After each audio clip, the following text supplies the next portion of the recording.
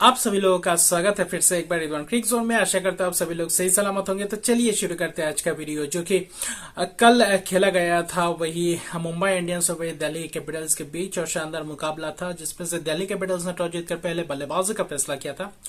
लेकिन देखें तो कप्तान मैग लैनिंग की वो शुरुआत अच्छी खासी शुरुआत थी। अगर आप दिल्ली कैपिटल्स के हवाले से बात करें, शेफाली वर्मा उतने खास अच्छे लय में नहीं दिखे। उसके बाद अपना विकेट गंवाते गए। अगर दिल्ली कैपिटल्स की अगर आप बात करें तो जबकि एलएस कैप्सी, वही मर्जाना काप और 2-3 विकेट 30-32 रन के अंदर ही गिर चुके थे। जिसमें से अगर आप देखें तो जेमाइमा रॉड्रिग्स और वही मैग लैनिंग ने एक अच्छी खासी पार्टनरशिप करने की कोशिश की। हालांकि अर्शदीप की पार्टनरशिप भी जरा जिसमें से अच्छी खासी लय में दिख रहे थे जेमाइमा रॉड्रिग्स के साथ। और वैसे भी मैग लैनिंग अपने पिछले 2 मुकाबले में 70+ रन स्कोर करते हुए आ रहे थे और वही इस मुकाबले में भी वैसे खेलने की कोशिश की थी।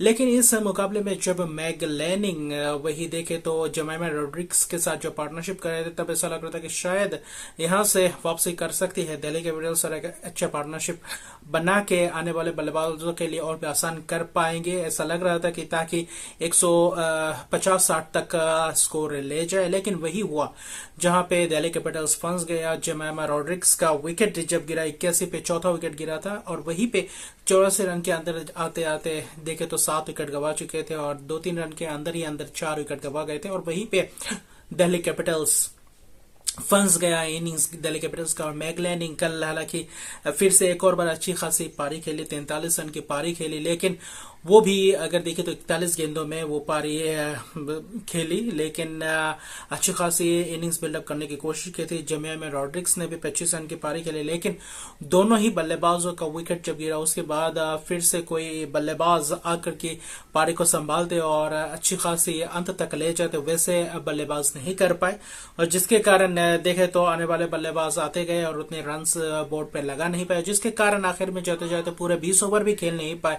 जहां पे मैग लैनिंग ने टॉस जीत के पहले बल्लेबाजी किया था, जिसमें से दिल्ली कैपिटल्स ने लगातार 2 मुकाबले में 200+ रन्स भी बनाए थे। लेकिन इस मुकाबले में वो कारनामा नहीं कर पाया और जिसके कारण मैग लैनिंग की टीम दिल्ली कैपिटल्स पूरे 20 ओवर भी नहीं खेल पाए। 18 ओवर में ही ऑल आउट हो गए, 105 ही सिर्फ रन बना पाए। और ऐसा लग रहा है कि दोनों ही टीम जो जैसे फॉर्म में लग रहा था कि इस मुकाबले में भी कहीं 200 न जड़ दे कोई टीम, और लेकिन ऐसा नहीं हुआ। सिर्फ 105 रन, अगर देखें तो सिर्फ 106 रन का ही लक्ष्य दिया था मुंबई इंडियंस के सामने। जहां पे मुंबई इंडियंस के गेंदबाज साइका इशाक जो पर्पल कैप होल्डर है, फिर से इस मुकाबले में भी 3 विकेट चटकाया। इसी ओंग वही हेल मैथ्यूज ने भी जो शानदार विकेट चटकाया। तीनों ही गेंदबाजों ने 3-3 विकेट अपने खाते में जड़े। लेकिन अगर आप बात करें तो 3 ओवर में 13 रन देकर सिर्फ 3 विकेट चटकाए साइका इशाक, जिसमें से इसी ओंग ने 10 रन देकर 3 विकेट चटकाए 4 ओवर में। और वही हेल मैथ्यूज ने भी 19 रन देकर 3 विकेट चटकाए। और खूबसूरत गेंदबाजी रही तीनों ही गेंदबाजों द्वारा। और मुंबई इंडियंस के खास तरीके से इस प्रदर्शन को भी दाद देना पड़ेगा कि गेंदबाजी में भी और बल्लेबाजी में भी अच्छी परफॉर्मेंस करते आ रहे हैं मुंबई इंडियंस। और वही दूसरी ओर देखें तो मुंबई इंडियंस को सिर्फ 106 रन का ही लक्ष्य मिला था, जिसमें से यस्तिका भाटिया और हेली मैथ्यूज। यस्तिका भाटिया कल अलग ही रूप में लग रहे थे और अलग ही मोड पे लग रहे थे, और जिसमें अगर देखें तो शानदार ताबड़तोड़ पारी खेली, जिसमें 41 रन की शानदार खूबसूरत पारी रही।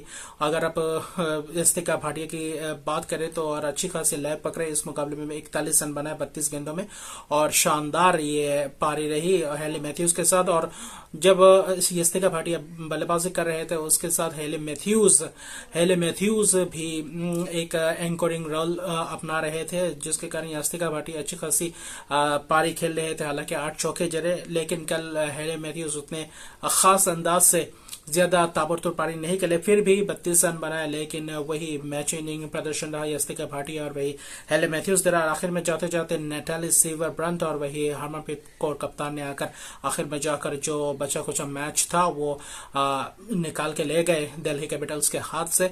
और वहीं पे आसान सा फिर एक और बात आसानी से जीता ये मुकाबला मुंबई इंडियंस के नाम हुआ। मुंबई इंडियंस 3 मैच लगातार जीत चुके, अभी फिलहाल पॉइंट्स टेबल के शीर्ष स्थान पे है, 8 विकेट से मुकाबला मुकाबला जीता और ये बहुत बड़ी जीत है मुंबई इंडियंस के अगर हवाले से देखें। और दिल्ली कैपिटल्स अपना पहला मुकाबला हारते हुए इस वुमेन्स प्रीमियर लीग के संस्करण में। तो अभी और भी दिलचस्प रहेगा आने वाले मुकाबले और लीग पॉइंट्स टेबल में कैसे रहता है हलचल। और वही शानदार मुकाबला होते जा रहा है। अभी तक जितने भी मुकाबले खेले गए हैं बहुत ही बेहतरीन अंदाज से मुकाबले खेले जा रहे हैं वुमेन्स प्रीमियर लीग में और बहुत ही खूबसूरत मुकाबले चल रहे हैं। और अभी जो आज एक और मुकाबला खेला जाने वाला है वो रॉयल चैलेंजर्स बेंगलोर और वही यूपी वॉरियर्स के बीच खेला जाने वाला है। और रॉयल चैलेंजर्स बेंगलोर को यह मुकाबला जीतना ही पड़ेगा, आने वाले मुकाबला भी जीतना पड़ेगा। और क्या प्रेशर के साथ उतरती है, क्या टीम में कोई बदलाव लाती है और यूपी वॉरियर्स कैसा खेलती है। एलिसा हीली हालांकि उतने लय में तो दिख रहे थे लेकिन उतने बड़े पारी अभी तक फिलहाल नहीं आए। क्या यूपी वॉरियर्स के हवाले से आज एलिसा पेरी कप्तान के बल्ले से एक लंबा पारी देखने को मिल सकता है। और दोनों ही टीमों में दिलचस्प खिलाड़ी है, भरपूर खिलाड़ी है। क्या ग्रेस हेरिस आज प्लेइंग 11 में उनको जगह मिलेगा शबनीम इस्माइल की जगह पे या फिर शबनीम इस्माइल के साथ ही जाते हैं यूपी वॉरियर्स। तो बहुत ही रोमांचक रहेगा यह मुकाबला। तो मिलते हैं, अभी के लिए इतना है। अगर अभी तक मेरे चैनल को सब्सक्राइब नहीं किया तो मेरे चैनल को सब्सक्राइब कर दीजिए, लाइक शेयर कमेंट जरूर कीजिए। तब तक के लिए गुड बाय।